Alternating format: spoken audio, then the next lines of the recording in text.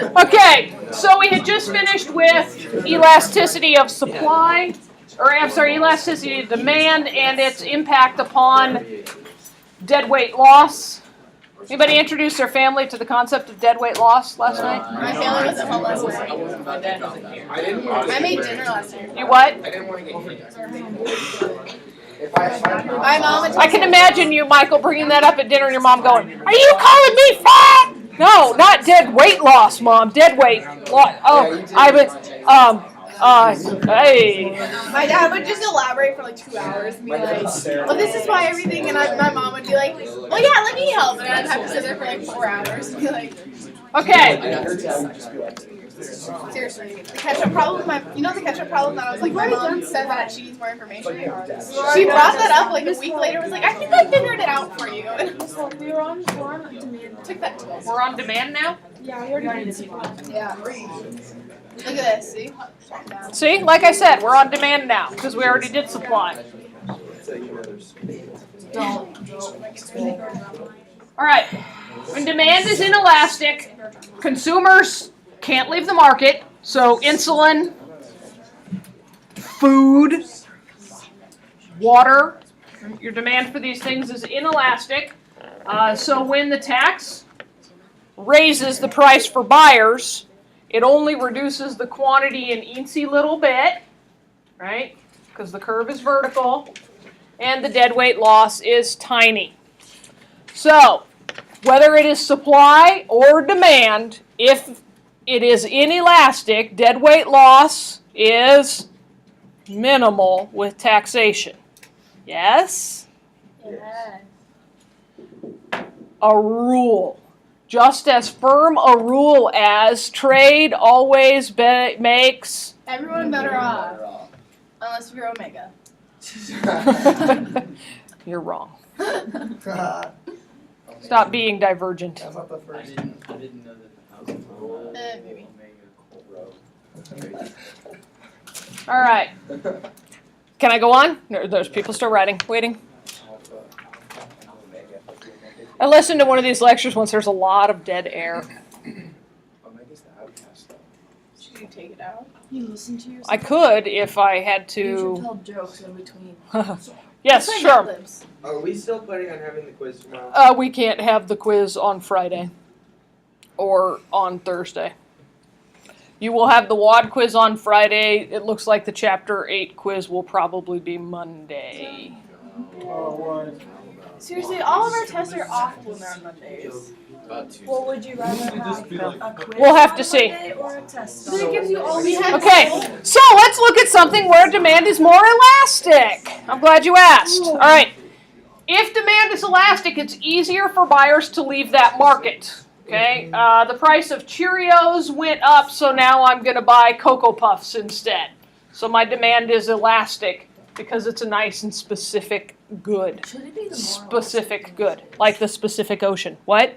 Should it be the more elastic demand is? That's gonna bother me. The more elastic is demand. The more elastic is demand. It works. It's grammatically correct. It's odd, but it's grammatically correct. Yeah, Okay. we learned that grammar. So the more elastic your demand curve, the greater the quantity change is going to be when you impose the tax, and thus the larger the deadweight loss.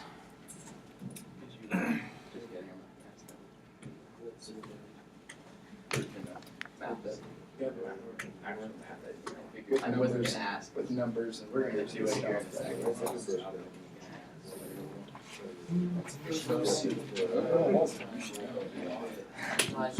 That's not math. Well, because it wasn't already the next slide in the slideshow, this is happening only because Kavanaugh asked, can we math it? Well, I mean, there's a yellow thing, which means we're gonna practice. You get inferred, and then you have why. I'm gonna vote on. There's a practice on the next slide. Just guess. And Dang, I am so good. we're getting good at predicting. Okay, I know I am. Thanks, Aaron. you don't actually have to math it. You just have to think it. No numbers. You have to think I'd it. rather math it. I'd rather Yeah. I don't like doing that. Well, tough. Did you grade our other quizzes? All right, deadweight loss. So we know what the Will it be larger if the tax is on breakfast cereal or sunscreen? Why? Because there's more. Sure? Because there's more like substitutes for cereal and it's more elastic. There's more substitutes for cereal, thus making its elasticity greater than substitutes for sunscreen, because substitutes for sunscreen would be like Well, sunscreen's inelastic. wear your full body clothing, I guess. Yeah, not going to the beach. Okay, I will agree with that. Are you still fascinated by your thumb, Wait, so or do you have your phone in your lap? He doesn't have. Wow. no, yeah, that's fine. Okay. Wait, so was it? Hotel rooms in the short run or hotel rooms in the long run? Everybody say hi, Michael. Hi, Michael. Glad you could get out of bed this morning. Thanks for joining us. How are we thought maybe you were out restringing Tony and Adam's rackets. For them. Gonna redo the action. Refuzzing their tennis balls, maybe. No? Okay. Hey, you guys want to wish Tony and Adam good luck this morning? Because you know they're going to be listening to this. Good luck, Tony. And Adam. Way to swing those rackets. Go for the kill? Kill? Lob? What? Be a winner? Go for the ace? I Okay. thought ace was in the Oh my goodness. Is it for me? Yep. Uh-oh. Connor, did you forget your lunch? So apparently you get to leave econ to go get your lunch right now. Wow. Perhaps over your lunch hour you can watch the lecture that you're missing. Okay. Hotel rooms in the short run or in the long run? Taylor. In the long run because it's more elastic. That's right. Demand for anything in the long run is going to be more elastic. Woo. Wait, was it breakfast cereal? Yes. Yeah. Groceries or meals at fancy restaurants? Meals at fancy restaurants are a luxury. What's your substitute for groceries? Yeah, that's like saying what's your substitute for food? Ebola. Oh, yes, hunting. Okay. I often like to go hunting for English muffins. All right. Let's go back to the United Century. There is nothing like getting a trophy-sized kill on a bushel of raspberries, too. So, Hey. okay, I will agree with you. So let's go through the actual reasoning. They put up a fight. Raspberries do? Yeah. The bushes are spiky. I know. Okay, from chapter 5, breakfast cereal has more close substitutes, boom, than sunscreen. So demand for breakfast cereal is more price elastic than the demand for sunscreen. So you were right. Yay! I know I was. Wait, is that gonna be on? This is gonna be on the. Oh yeah, this is definitely quiz kind of You gave us like material. 25 questions of these. Yep. And look it, you guys didn't understand this stuff when you were in chapter 5, but here you are actually applying it. Connor, it says you left at 9:30. You got to go, boy. Like, I have time. I'm just responsible for giving you the pass. You deal with it however you want. You don't want to watch it while you're here. The price elasticities of demand and supply for hotel rooms are larger in the long run than in the short run, which is exactly what you said, and so Taylor was right. Drive safely. He's not gonna watch it later. Groceries or meals at fancy restaurants. Groceries are more of a necessity, as you said, and meals at fancy restaurants are a luxury, thus making the price elastic, so the deadweight loss is greater on fancy meals, So if you know as your you said. elasticity, Woo! How about if we practice some more or discuss? Alright. Practice some more. Let's discuss. Discussion question. Okay, the government needs to raise tax revenue to pay for schools and police. To do this, it can either tax groceries or meals at fancy restaurants. fancy restaurant. Which should it tax? Yeah, it should tax. Meals at fancy restaurants. Explain, Dylan, why it should tax groceries. Because everybody buys groceries. Because everybody buys groceries. Now, if we know about deadweight loss, what does the size of the deadweight loss tell us about the size of the tax revenue? The smaller the deadweight loss, the greater the revenue, the greater the deadweight loss, Smaller the revenue, and which of these is going to have the smaller deadweight loss?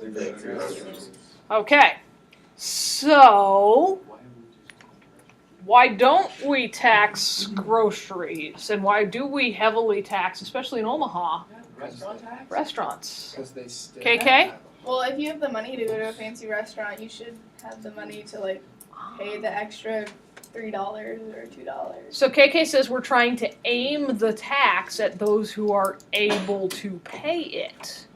Because if you But have the see, money now it to makes eat sense. out, then you can But the pay the government will tax tax. groceries. Sure? You had your hand up. On the same line, like people don't want, I don't know, people not to be able to buy like necessities like groceries and stuff. If we taxed groceries, it might keep people from being able to buy some, especially those at the lowest of incomes. Okay, Taylor? Do they like do it like differently at different areas? So like in Omaha, it's heavily taxed because we have a lot of like lower class, and like you know, would it change like there'd be more tax? Like you know what I mean? She didn't mean lower class, she meant lower income. Well, that's what I meant. Yeah. I'm not sure. The restaurant tax is a city tax within the city of Omaha. Localities can impose taxes, cities, counties, certain jurisdictional areas like school boards or Metro Community College has a taxing levy. Different entities have the ability to tax different things. So yes, it can be applied locally, on up to the individual states and then the federal government. Okay, so if you were writing a new tax code, which would you tax? Fancy restaurants. All of it. Groceries. All of it. Yeah. You would tax them both. Yeah, it's actually going to maximize. If this is a trick question, I quit. It's just a discussion question. Oh, There there's isn't. no right or wrong? No, Oh, it's okay, I just a was discussion like- question. I was like, you would Because economically, what do we know? Groceries. To maximize tax revenue, we should tax groceries. But this is where reality and economics come into that conflict all of the time. And reality and economics and politics definitely come into conflict. If you ever expect to be reelected, let me tell you what you don't tax. groceries. Groceries. Right? Yeah. And yet at the same time, who are the people who participate most vocally and most loudly in our democratic process? The people who are going to be paying the tax on the restaurant dinners, They just buy their own restaurants. right? So. I don't want to pay the tax. If economics could operate in a vacuum, everything would be fine, wouldn't it? Yeah. But at the same time, like, people have to eat, and like, would food stamps cover the taxes? Well, how are you going to pay How are you going to pay for the food stamps, KK? Oh, I don't use food stamps. I don't know how they work. Where does the money for food stamps come from? It's a Oh, government taxes. program from taxes. Yeah. So if we increase the price of groceries as a result of increase, Just tax the restaurant too. Like, could you distribute so a little tax on groceries and a lot of tax on restaurants? yeah, like, You could. You could. And that in a way is what we have. Is you don't pay tax on your cereal or your fruit or your vegetables, but you do pay tax on your shampoo and your deodorant and your paper towels, which are all things you buy at the grocery store. And you do pay tax on your pre-prepared potato salad is that why some people don't and have deodorant? well, I can't explain freshmen and deodorant to you. It's a phenomenon not understood by many. That's more of a sociology, psychology question. So in a way, we do kind of. Thank you for laughing at that, Jackie. I appreciate it. Well, no, they're either maxed out on Axe or they don't wear anything at all. Well, and again, that's the psychological, sociological freshman groupthink Some mentality. sophomore, it's moving on to the I know. sophomore class. Just be glad that Ethan is past his axe phase. Right? Yeah. Thanks, I appreciate it. We need some fabric. All right. So, if we tax more, we get to have a bigger government. So how big should our government be? As small as possible. As small as possible, because then we don't have to tax as much to support the government. So, what does government do, Sherm? Is our government right now too big? Yes. Yes. Okay. So what current functions of government, what current services the government provides, should we do away with? Get rid of Social Security, get rid of welfare, get rid of health care, so Medicare and Medicaid? Yes. About like end Obama. Let's just get Oh, Obama the out. government isn't paying for Obamacare. But I'm paying for it. Well, you'd be paying I get a for, paycheck, or I you'd get be money, paying for health insurance anyway. but I get money taken out of my paycheck to go to all of that. No, And not for 16. Obamacare. You get money taken out of your check for federal income tax and for Social Security. Wait, don't you get that? And 30% of my paycheck. Eventually, yes, in theory. Oh, and I don't get it If back. Social Security is still around when you're old enough No, well, I to thought, like, claim it. Would you like your tax returns? Like, Alright. all my money. That kind of stuff. Yeah, like since we have such low income, don't we get it all I back? think I got a anyways? dollar. Yes, you should. See, I You got, should. like, At your age, you should get it all back. Yeah, I got like 3. Yeah, I don't like 30%. I didn't get anything. I got a dollar. I get it.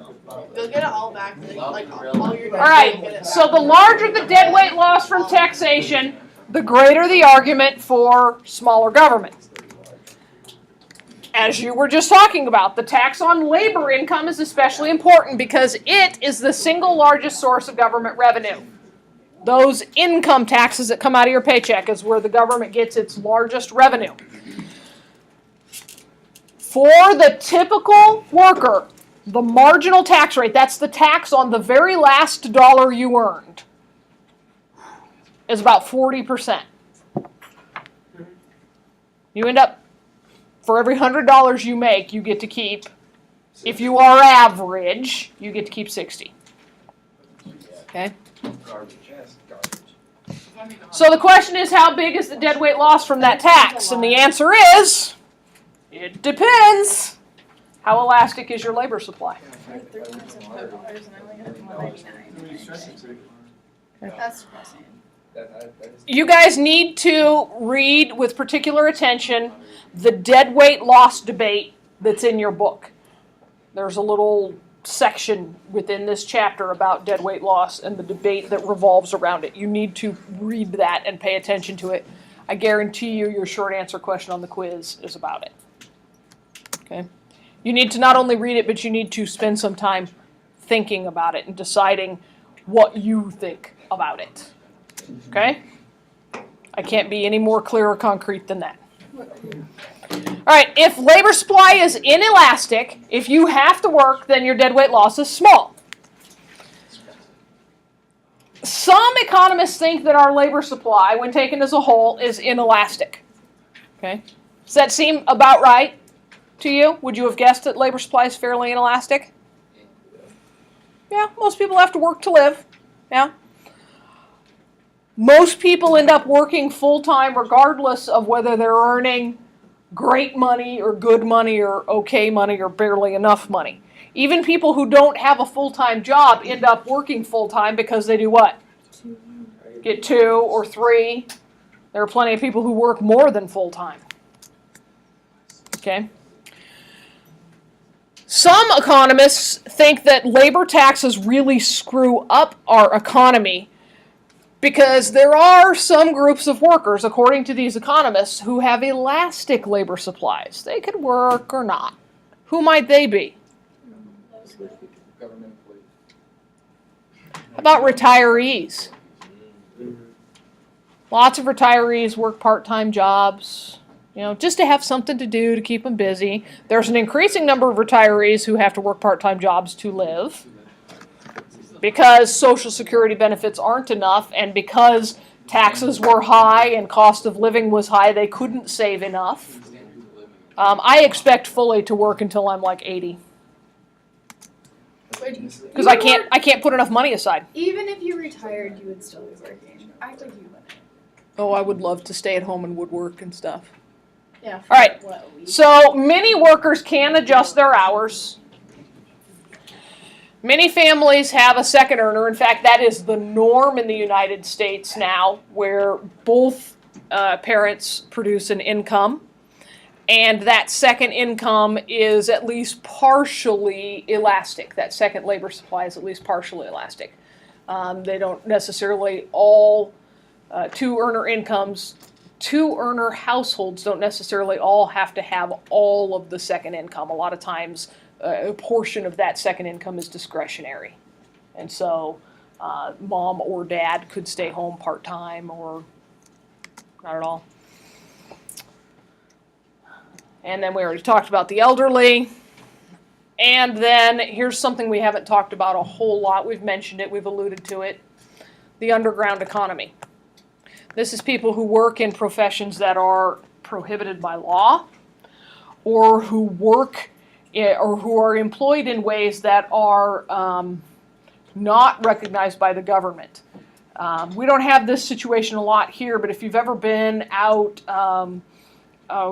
my uncle and aunt live in Arizona, and you drive by Home Depot and there's a whole bunch of individuals standing in the at the entrance to the Home Depot parking lot, and they see you pulling out with a truckload full of stuff. They're very, very interested in flagging you down and finding out if you need any help. And what they want to do is climb in the back of the pickup truck and come home and help unload everything for you, or maybe build your deck or whatever it is you're doing. And then how do they expect to be paid? In cash. And then will they be claiming that on their income taxes? Nope. Anybody have a cleaning lady who maybe comes to the house every couple of weeks or something? Yeah. Do you know how she's paid? Yeah, by check. By check. And if you go to the bank where the check is written and cash it, okay. Anybody have somebody who comes and mows the lawn? A neighbor kid or something, and how do you pay them? Cash. How do you pay your babysitters? Cash. I got paid in cash also Yeah. long when I did these. Yeah, are you going to put that on your income taxes? They even said they're like, we're not doing Okay. this. So that would be part of the underground economy. Drug dealers, prostitutes. Ew. Why'd you look at KK right there?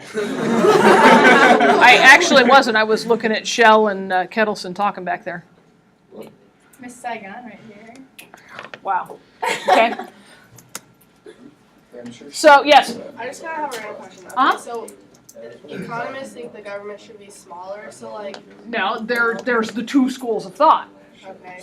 So like, okay, my stepmom works on base and they're like trying to get rid of like this whole like part of it. So is that them trying to make the government smaller, or is that them just like running out of money? Could be both. Could be both. They're running out of money and they need to preserve programs that they think are more vital, so you just, chop off a whole limb. Or overall, they need to size things down, and so that group maybe isn't, absolutely necessary to the functioning of the body, and so you get rid of it. Okay. It's kind of like your appendix. You don't have to have it to live, and so when it starts causing you problems, what do? Take it out. All right. So they're constantly raising our taxes, lowering our taxes. Very rarely do they actually lower our taxes, but they're constantly raising our taxes or shifting tax percentages. So what happens to the deadweight loss in the revenue when taxes change? What do you suppose the answer is? It depends. All right. So deadweight loss. Initially, our tax is T per unit. Okay. And so our initial deadweight loss is right there.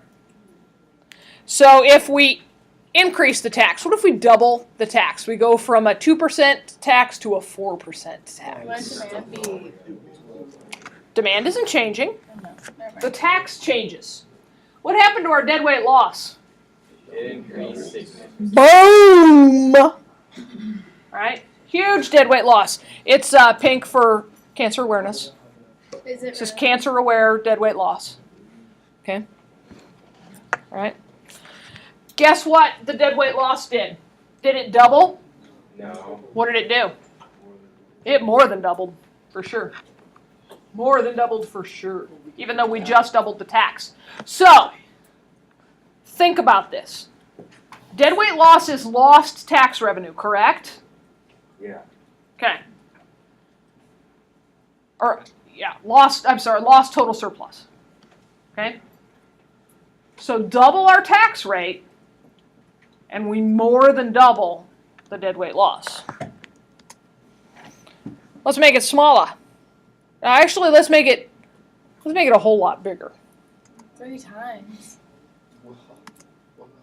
Nobody's losing, you're just losing money. Why? Because people stop buying. Yeah, well, very few people are buying it. The tax doesn't make up for Very few people are producing it. What have we done to the businesses that produce this supply curve? Knock 'em out of there. Why would you stay in business? that. No, that's true. Right? And this is a relatively elastic demand curve, so consumers are flocking in droves to substitutes, aren't they? Dashby? So say Q1 was our baseline, or say, Q3 was our baseline tax. If we increase it, then what would be the You would, if you went up from 3T, you would completely obliterate whatever industry this is. So the higher the tax, if you raise them, the lower it would be. Yeah. Okay. Think cigarettes. Now, what do we know about demand for cigarettes? It's fairly inelastic, but so we shift this curve, but you're still at a point very much like that. Dang it. So if they tripled the tax, like, it would. If you go back to when they first started taxing cigarettes, we're way more than tripled. Really? Oh, yeah. See, Oh, but yeah. nobody smokes them. Okay. I mean, not nobody, but. All right. So when tax increases, deadweight loss goes up more than the tax increase. Always. It's another rule. Okay? When you increase tax, deadweight loss increases more.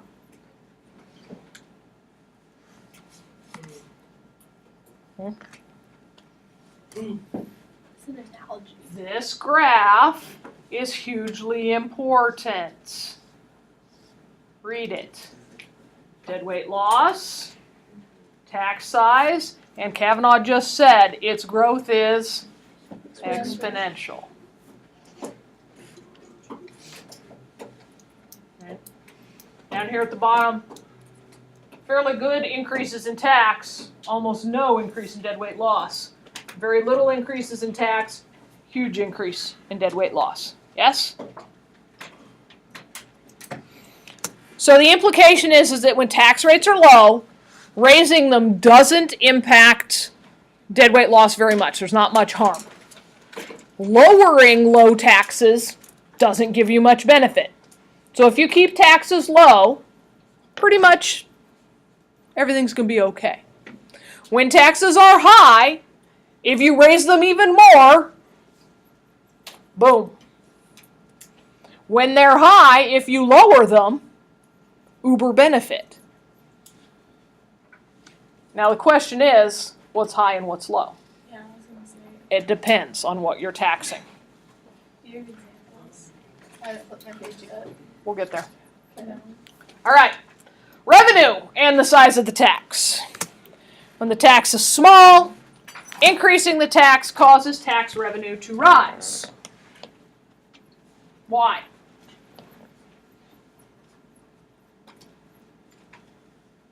Because you're doubling the tax, it's like you'd be getting twice as much money. Do we get twice as much? Like, well, not technically, but We would get twice as much if our curves were unit elastic. All right. So the question is the pink rectangle bigger than the yellow rectangle? No, we'd have to math. You'd have to math, yes. it I'd looks say very, yes, it looks significant. The good. There is a basic rule though. When the tax is larger, making it even larger drives tax revenue down. Yeah, it's because we run out of the market. You run out of the market is absolutely correct. Shade that in. Common sense kind of stuff here, right?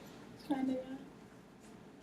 You can, there is kind of a maxim here. You can only tax people so much. And then they just kind of give up. What would they do? They just- Yes, So it's like the point where, what is the tipping point? yeah. It depends upon what it is, what the commodity that you're taxing is. It's like, would it depend if it's like unit elastic or not? Like if it's above It does depend somewhat on the elasticity, but here's the thing. When they first put that tax in Omaha on restaurants, everybody said, well, all the restaurants in Omaha are going to go to business. Nobody's going to go out to eat anymore. That tax is too much. It's too high.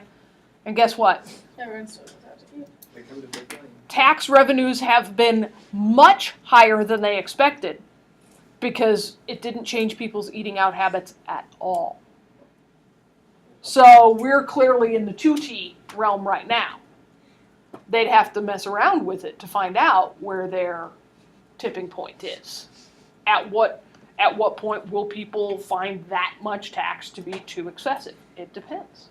I feel like I think like, doesn't that just prove the whole elasticity's longer, or is more in the long run? Because in the beginning, sure, maybe the demand for eating out. Yep. More elastic. And that is exactly what they saw, Michael. That is what Michael said is, doesn't that prove elasticity, things are more elastic in the long run? Yes. In the first 6 months immediately following the imposition of the restaurant tax, revenues were down in the restaurant industry. They have come back to where they were and gone higher. I feel like People it's just 'cause people are adjusted. stubborn. Michael? So, like mathematically with this graph, you can find the tipping point just by finding like the area. Yeah, you would have to find the tipping point where your tax revenue area was smaller than it was before. Wouldn't it- Before it gets to You can Yeah. find it where. Wouldn't the raise in minimum wage just affect it more than a tax then? Like, Oh, don't introduce price floors and ceilings into this yet. Leave price controls out for a minute. okay. Just, Are we gonna get there though? you have to. Okay. You have to. Don't ruin my Just, yeah. Sorry guys. Is that in this chapter? Not in this chapter, no. I was gonna say. Okay. Alright. Even if I did see it, I'd probably be like, I'm not. It's enough knowledge for one day. No, we gotta keep going. All right. The Laffer curve. Wow, get this guy. It's not very funny, but yes, the Laffer curve shows a relationship between the size of the tax and tax revenue. Yes, you will have to be able to replicate this curve. Yes, you will have to be able to read this curve. There is your Laffer curve. I find it incredibly ironic, and this is how I remember what the Laffer curves looks like. It's a frowny face. It's not bad. It is not laughing. It is not funny at all. Either way. So, Michael, do you see your tipping point? Yeah, it's great. Right there. Where? You're Right there. Where you've maximized your tax revenue. We could math it. We could math that later. I'm sure that you calculates This is the could last math one. this. This is the last page. Yes. Negative X sports. It's done. Wow. So, Riveting. Let's never do this again. here's what we're going to do. You need to start your end of chapter problems. Start them. You need to start them. You're going to have time in class tomorrow to finish them. We will spend Friday going over them. We will see, based upon Friday, whether the quiz will be Monday or Tuesday, but don't think you're going to game me. Max? I won't be here Friday, so can I take a walk without you saying that? Yes, absolutely. KK. When do you use the Laffer curve though? Like when is what, in what When you're trying to determine whether to raise or lower your tax rate. so You, like see in a where you're question, at on there. like what would a question look So like? you'd be like, oh, we're only at like Yeah. that curve. We're not at the tipping point yet. So You'll see. You'll see. This is where you got to do some practice on your own. Can I go? Okay. Yes.